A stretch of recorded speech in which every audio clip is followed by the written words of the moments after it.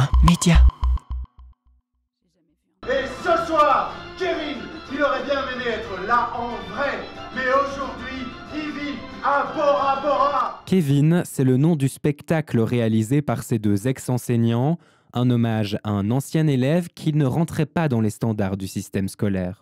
Manifestement, il se demandait ce qu'il foutait là, et pour être honnête, moi aussi. Le parcours de Kevin est une illustration d'un cas concret de l'enquête PISA, un rapport sur l'enseignement dans les pays de l'OCDE publié tous les 3 ans. Celui de l'année 2022 est paru hier.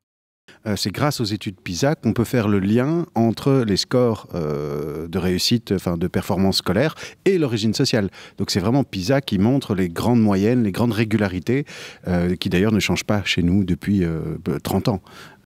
L'un des chapitres du rapport concerne les inégalités dans l'apprentissage. En mathématiques, le fossé se creuse entre les plus et les moins favorisés. Il y a plus de 20% d'écart entre leurs résultats. La Belgique fait partie des plus mauvais élèves. En fait, tout le monde va à l'école, donc d'une certaine manière, on pourrait dire que l'école est pour tout le monde, mais tout le monde ne profite pas de la même façon de l'école. Il y a un truc assez simple qui explique ces immenses écarts chez nous, parce qu'il faut savoir que ce n'est pas comme ça dans les autres pays, c'est que chez nous, les publics dans les écoles sont très cohérents. C'est-à-dire qu'il y a des écoles avec des indices socio-économiques faibles, des élèves, donc ça veut dire qu'en gros, il y a des écoles où il n'y a que des pauvres, il y a des écoles où il n'y a que des riches. Et c'est ça qui crée vraiment le fait que les écoles ne donnent pas les mêmes chances aux élèves. Selon le dernier rapport PISA, il y aurait 117 points d'écart entre les élèves favorisés et les élèves défavorisés en Belgique. 117 points, c'est 3 ans de retard scolaire. Concrètement, un élève défavorisé aura donc 3 ans de retard sur un élève favorisé. Un chiffre qui en étonne plus d'un, mais qui en inspire d'autres. C'est choquant, je m'y attendais pas.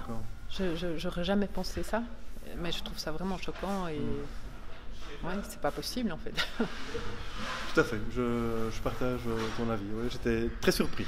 Je savais pas quoi m'attendre, j'avais pas de réponse en tête, mais c'est tellement pas 3 ans. Ça vous inspire quoi ce chiffre? Un spectacle. Kevin restera à Louvain-la-Neuve jusqu'au 16 décembre avant de passer par le Luxembourg. Il fera même étape au Théâtre du Rond-Point à Paris en mai prochain.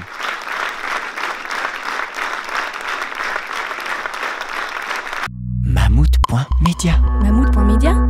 Tu connais pas?